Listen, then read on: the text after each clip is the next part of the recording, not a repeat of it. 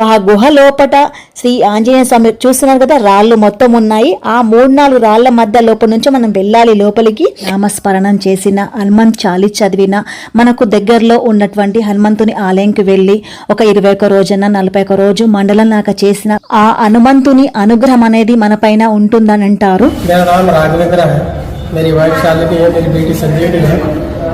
ये बहुत पुरानी प्राचीन मंदिर है हनुमान जी की, और ये गुफा में है।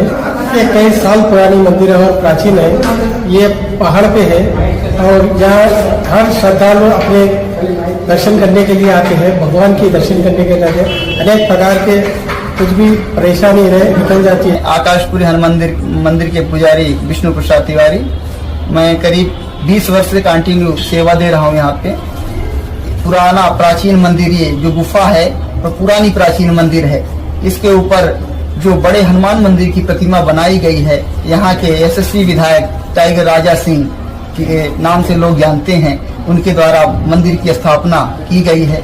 जब से यह धूलपेट में आकाशपुरी हनुमान मंदिर के नाम से प्रचलित है, जो श्री रामनवमी शोभा यात्रा हमारे गोशा महल की विधायक टाइगर राजा सिंह के द्वारा भव्य शोभा यात्रा निकाली जाती है और हनुमान जयंती में लाखों की पब्लिक यहाँ आकर भगवान हनुमान जी का दर्शन करते हैं, आशीर्वाद प्रदान करते हैं। जो हनुमान जी की श्रद्धा भक्ति भाव से सेवा करता है, उनकी अनेक मनोकामना को हनुमान जी के द्वारा उनकी कृपा होती है और अनेक लोगों की मनोकामनाएं पूर्ण हुई है। क्योंकि यह प्राचीन मंदिर जो है कई वर्ष पुराना है, लगभग जो मुझे जानकारी है करीब 150 वर्ष पुराना है।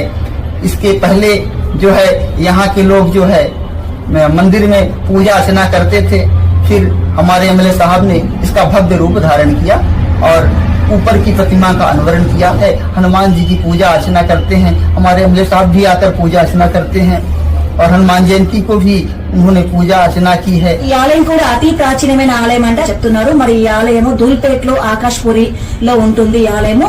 మరి ఇక్కడ చాలా మంది భక్తులు కూడా ఎలాంటి కోరికతో వచ్చినా అలాంటి కోరిక తప్పక నెరవేర్చే దైవంగా ఇక్కడ హనుమంతుడు నిలిచారు. మరి పైన కూడా మనం చూడొచ్చు 51 ఫీట్ తో ఉన్నటువంటి రాజా సింగ్ గారు ఇక్కడ ప్రతిష్ఠ చేశారంట.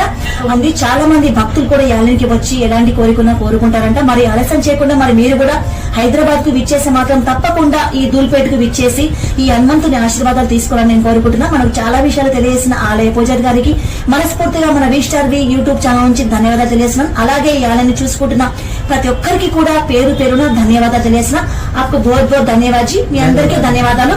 మీ ఆశీర్వాదాలు బ్లెస్సింగ్స్ కూడా నిరంతరము నాపై ఎప్పుడు ఉండాలి, నా ఛానల్ కు కూడా ఉండాలని కోరుకుంటూ మరొకసారి మీ అందరికీ ధన్యవాదాలు.